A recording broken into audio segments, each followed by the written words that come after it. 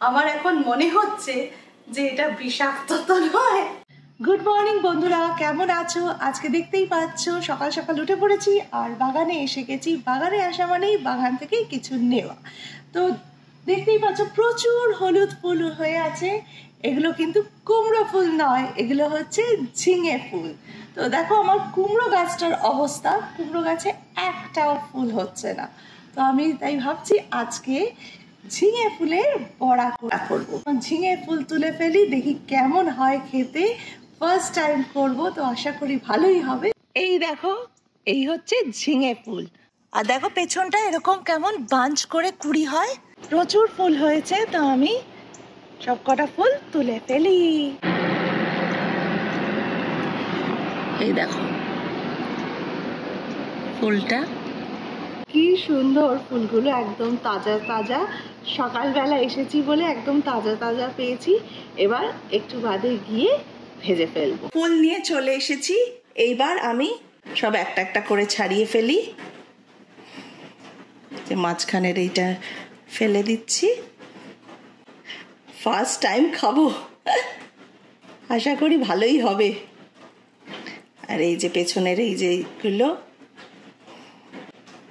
এই যে এবার এরকম করে বেসনে চুবিয়ে দেবো। ব্যাটারের জন্য আমি বেসন নিয়ে নিয়েছি। আর এবার আমি একটু কালো জিরে দিয়ে দেব, আর একটু পোস্ত দিয়ে দিলাম, আর স্বাদ মতো চিনি আর নুন। এবার এটাকে ভালো করে মিক্স করে এর মধ্যে এবার জল দিয়ে দেব। জল দিয়ে দিচ্ছি আর ব্যাটারটাকে মিক্স করে নিচ্ছি। তেল গরম হয়ে গেছে আমার। এবার আমি ব্যাটারটা দিয়ে ফুলটা দিয়ে একটা একটা করে তেলের মধ্যে ছেড়ে দেব। আশা করি ভালোই হবে খেতে। কিন্তু ফুল যখন ছিল কত মনে হচ্ছিল কতগুলো ফুল, বাট যখন ব্যাটারে দিয়ে তেলে দিলাম কোনটুকুনি ছোট্ট ছোট্ট হয়ে গেছে আমার ঝিঙে ফুল ভাজা। এবার আমি তুলে ফেলছি।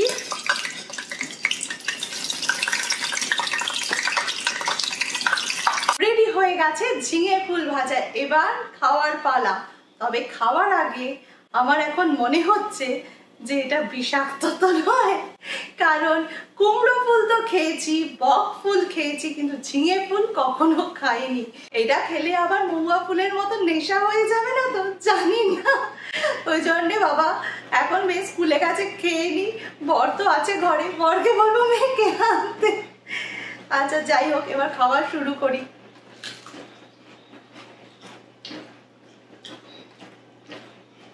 এত ক্রিস্পি হয়েছে কি বলবো, নেশা হওয়ার আগে কথা বলেনি।